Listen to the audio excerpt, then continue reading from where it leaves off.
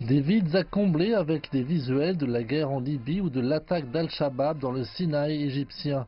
C'est le plus grand rassemblement des meilleurs chefs militaires du continent africain.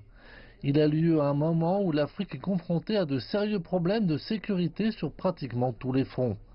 Dans l'ouest du continent, bien qu'il soit en difficulté, Boko Haram continue de poser de sérieux problèmes de sécurité en effectuant des attaques occasionnelles à la bombe et par arme à feu au Nigeria, au Cameroun, au Niger et au Tchad. Dans les pays comme le Burkina Faso et le Mali, des groupes terroristes islamistes tels Al-Qaïda au Maghreb islamique et la branche ouest africaine du groupe État islamique continuent d'organiser des attaques occasionnelles. C'est la même chose dans le nord où les groupes terroristes islamistes continuent de sévir de temps en temps. En Afrique de l'Est, la principale menace reste Al-Shabaab et en Afrique centrale, c'est le règne des milices. L'élaboration d'une stratégie commune et collaborative pour relever tous ces défis est essentiellement la raison pour laquelle ces chefs de sécurité sont réunis. Par conséquent, une collaboration sincère et active entre toutes les parties prenantes est nécessaire pour étouffer les sources de financement, les armes et les groupes qui posent ou peuvent poser des problèmes de sécurité au niveau national, régional ou continental.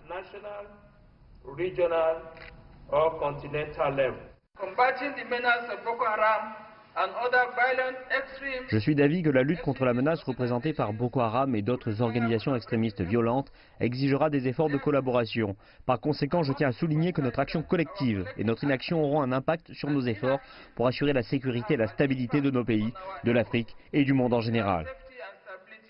Les États-Unis sont l'un des moteurs des forces derrière le sommet. L'armée américaine est activement impliquée dans l'aide apportée au combat de l'Afrique contre l'insurrection et le terrorisme en maintenant sa présence militaire dans plusieurs pays africains. Ses représentants affirment que le sommet est important pour la plateforme de dialogue ouvert visant à améliorer la sécurité sur le continent.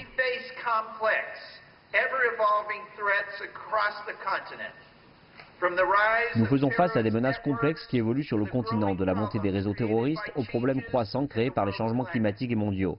Nous espérons que grâce à des événements tels que ce sommet, nous puissions permettre une communication aujourd'hui qui permettra des efforts continus de partage d'idées à l'avenir.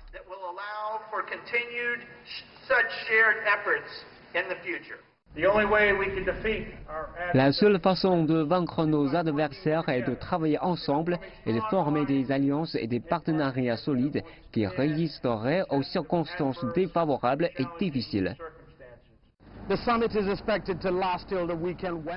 Le sommet de la Réunion durera jusqu'au week-end quand la sécurité devrait sortir avec au moins un projet de document sur la façon de collaborer et de travailler ensemble pour faire face aux nombreux défis de sécurité du continent.